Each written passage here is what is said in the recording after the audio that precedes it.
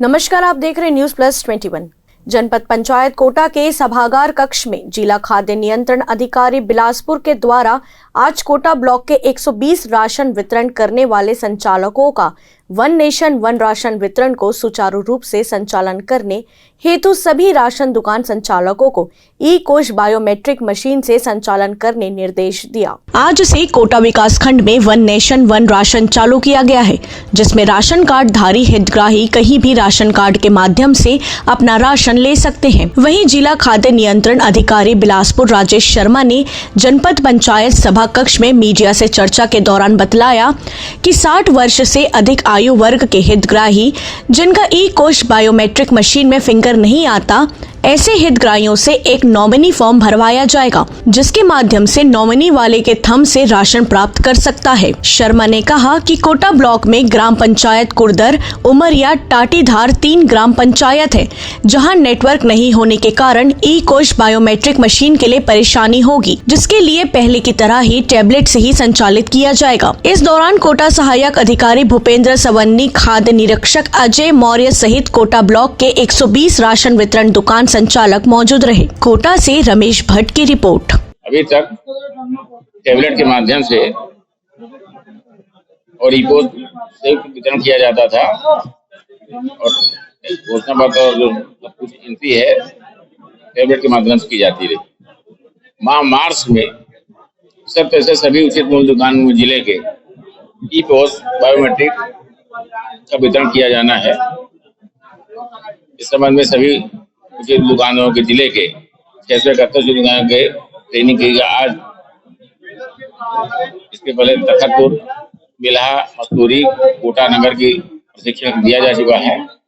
अंतिम कड़ी में आज विकासखंड कोटा के 120 उचित मूल्य दुकानदारों को बुलाकर उनको इस संबंध में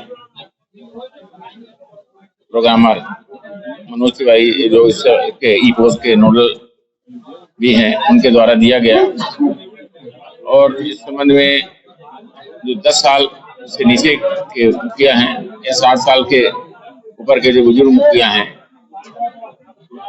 जिनका कि बायोमेट्रिक या किन्हीं कारणों से नहीं आता है तो उनका नामनी बनाने का प्रावधान भी शासन द्वारा रखा गया है कि नामनी के माध्यम से उनको राशन खाद्यान्न सामग्री प्रदान किया जाए।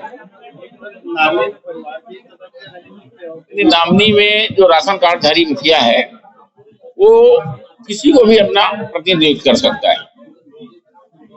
मतलब ये नामनी के लिए फॉर्म भराया जाएगा। सभी उचित मूल्य दुकानों के संबंध में फॉर्म दे दिया गया है और फॉर्म भरा के उसको खाद्य निरीक्षक उसका सत्यापन करेंगे और उसको उसकी भी नामनी के बारे में ऑनलाइन एंट्री की जाएगी। नामनी को भी ई पोस्ट अंगूठा के माध्यम से वितरण किया जाएगा और नामनी के द्वारा संबंधित हितग्राही को खाद्यान्न सामग्री का प्रदान किया जाएगा। हाँ, जिले के 3 उचित दुकानें हैं, कुर्दर, उमरिया, दादर और टाटीधार, जहां किसी भी कंपनी का मोबाइल नेटवर्क काम नहीं करता। तो आगामी आदेश तक उन उचित मूल्य दुकानदार में टैब के माध्यम से ही वितरण करने के निर्देश दिए गए हैं, जिससे कोई भी राशन कार्डधारी खाद्यान्न प्राप्त करने से वंचित न रहे और बाकी सभी उचित मूल्य दुकानों में जहां नेटवर्क की सुविधा पर्याप्त है वहां ई पोस्ट बायोमेट्रिक के माध्यम से ही वितरण किया जाएगा। ऐसे ही तमाम जानकारियों से लगातार अपडेट रहने के लिए हमारे चैनल को लाइक और सब्सक्राइब करना ना भूलें। नोटिफिकेशन के लिए बेल आइकन जरूर दबाएं। देखते रहिए न्यूज प्लस 21, आपके हक की बात।